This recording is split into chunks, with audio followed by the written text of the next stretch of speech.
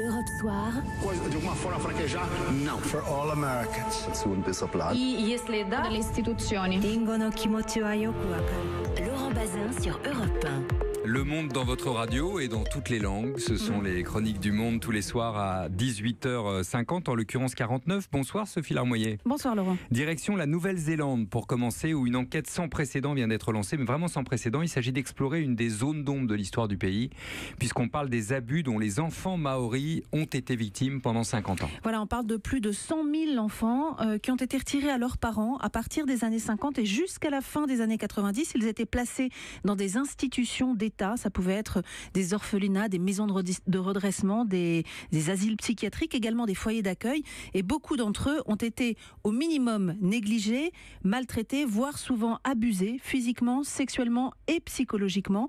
Il suffit d'une rapide recherche dans les médias néo-zélandais pour trouver les multiples témoignages de ceux qui ont eu la force des années après de demander réparation pour ce qu'ils ont subi.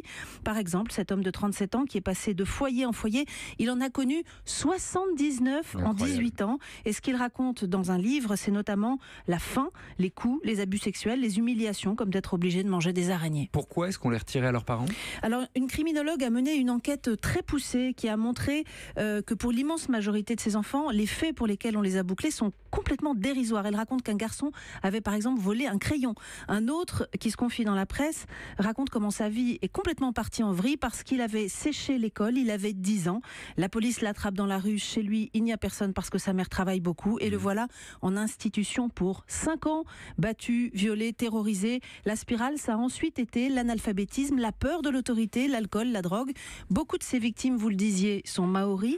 La criminologue explique qu'après la guerre, les familles maoris se sont déplacées vers les villes pour trouver du travail et qu'il y a eu une sorte de panique fantasmée de la délinquance juvénile. Et c'est là que l'État a commencé à enfermer les jeunes qui traînaient de façon massive, systématique et dans des conditions déshumanisantes.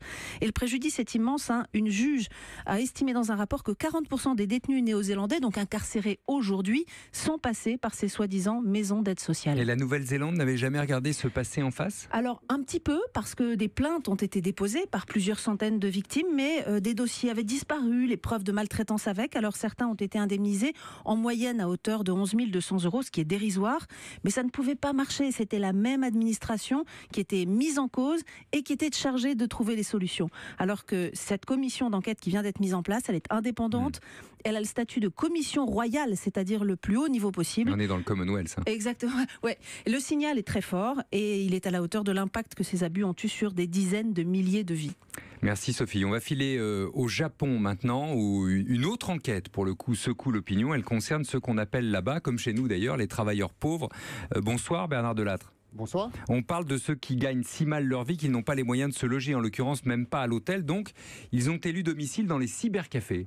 Voilà, ces salariés dorment dans des cybercafés ou d'autres établissements du même genre, comme les manga cafés par exemple, ouverts 24 heures sur 24.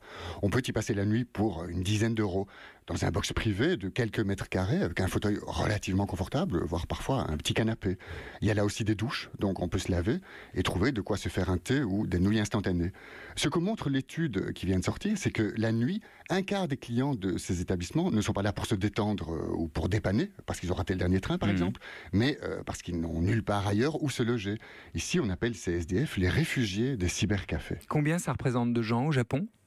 3000 chaque nuit, rien qu'à Tokyo.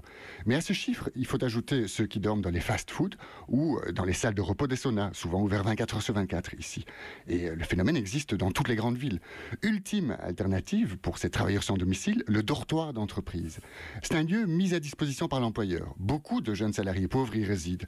Péniblement, car dans la promiscuité des collègues. Oui. Qui sont-ils en général ? Il y a des jeunes, mais en majorité, ce sont des trentenaires et des quinquagénaires. Tous ont un emploi, mais seulement un emploi précaire, à temps partiel, irrégulier, parfois journalier même. Ils sont payés au salaire minimum, qui est très bas ici, 6 € de l'heure. Souvent, au total, ils ne gagnent même pas 1 000 € par mois, donc ils n'ont pas les moyens de payer un loyer. Au Japon, ces dernières années, le travail s'est beaucoup précarisé. Près de 40% des salariés n'ont qu'un emploi sous-statutaire ou irrégulier. C'est impressionnant, d'où d'ailleurs la pression sur les écoliers au Japon et le taux de suicide notamment des écoliers, parce qu'il faut absolument réussir à monter dans de grands groupes. Merci beaucoup Bernard Delade d'avoir été avec nous pour Europe 1, donc ce soir depuis Tokyo. En bref, Sophie, l'histoire assez incroyable honnêtement du ministre britannique du développement international qui est arrivé 1 minute en retard au Parlement. Chez nous, ça arrive tout le temps, faut voilà. être honnête. Alors pendant cette minute d'absence, une question lui avait justement été posée. Et que fit donc Lord Michael Bates en arrivant? Il se dit honteux pour son impolitesse. Il s'excusa, fit l'éloge des valeurs de courtoisie et présenta sa démission avec effet immédiat, puis repartit. Démission refusée par Theresa May. Bon, c'est déjà ça de prix. Les JO d'hiver de Corée n'ont même pas commencé qu'un record est déjà battu. Ouais, les organisateurs annoncent qu'à Pyeongchang, 110 000 préservatifs seront distribués. C'est, paraît-il, 10 000 de plus qu'à Sochi ou à Vancouver. Ça sera pas seulement pour les...